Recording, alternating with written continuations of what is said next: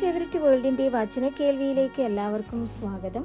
പ്രതിദിന വിശുദ്ധ വേദപുസ്തക വായന 877 ദിവസം. യോവേൽ പ്രവാചകന്റെ പുസ്തകം 3-ാം അധ്യായം.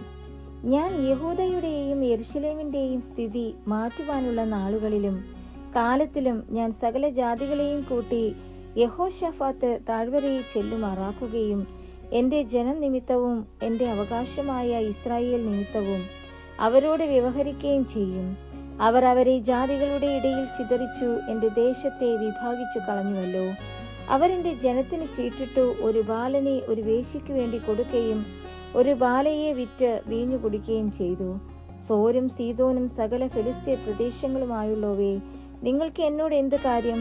നിങ്ങളോട് ചെയ്തതിന് നിങ്ങൾ എനിക്ക് പകരം ചെയ്യുമോ? അല്ല, നിങ്ങൾ എന്നോട് വല്ലതും ചെയ്യുന്നു എങ്കിൽ ഞാൻ വേഗമായും ശീഘ്രമായും നിങ്ങളുടെ പ്രവൃത്തി നിങ്ങളുടെ തലമേൽ തന്നെ വരുത്തും. നിങ്ങൾ എന്റെ വെള്ളിയും പൊന്നും എടുത്ത് എന്റെ അതിമനോഹര വസ്തുക്കൾ നിങ്ങളുടെ ക്ഷേത്രങ്ങളിലേക്ക് കൊണ്ടുപോയി യഹൂദ്യരെയും യെരുശലേമ്യരെയും അവരുടെ അതിരുകളിൽ നിന്ന് ദൂരത്ത് അകറ്റുവാൻ തക്കവണ്ണം നിങ്ങൾ അവരെ യവനന്മാർക്ക് വിറ്റുകളഞ്ഞു. എന്നാൽ നിങ്ങൾ അവരെ വിറ്റുകളഞ്ഞിടത്തു നിന്ന് ഞാൻ അവരെ ഉണർത്തുകയും നിങ്ങളുടെ പ്രവൃത്തി നിങ്ങളുടെ തലമേൽ തന്നെ വരുത്തുകയും ചെയ്യും. ഞാൻ നിങ്ങളുടെ പുത്രന്മാരെയും പുത്രിമാരെയും യഹൂദ്യർക്ക് വിറ്റുകളയും. അവർ അവരെ ദൂരത്തുള്ള ജാതിയായ ശെബായർക്ക് വിറ്റുകളയും. യഹോവ അത് അരുളി ചെയ്തിരിക്കുന്നു. ഇത് ജാതികളുടെ ഇടയിൽ വിളിച്ചു പറവിൻ. വിശുദ്ധ യുദ്ധത്തിന് ഒരുങ്ങിക്കൊള്ളുവിൻ. വീരന്മാരെ ഉദ്യോഗിപ്പിപ്പിൻ. സകല യോദ്ധാക്കളും അടുത്തു വന്ന് പുറപ്പെടട്ടെ. നിങ്ങളുടെ കൊഴുക്കളെ വാളുകളായും വാക്കത്തികളെ കുന്തങ്ങളായും അടുപ്പിൻ. ദുർബലൻ തന്നെത്താൻ വീരനായി മതിക്കട്ടെ. ചുറ്റുമുള്ള സകല ജാതികളുമായുള്ളവരെ ബദ്ധപ്പെട്ട് വന്നു കൂടുവിൻ.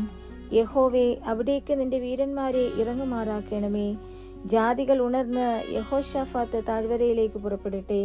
അവിടെ ഞാൻ ചുറ്റുമുള്ള സകല ജാതികളെയും ന്യായം വിധിക്കേണ്ടതിന് ഇരിക്കും.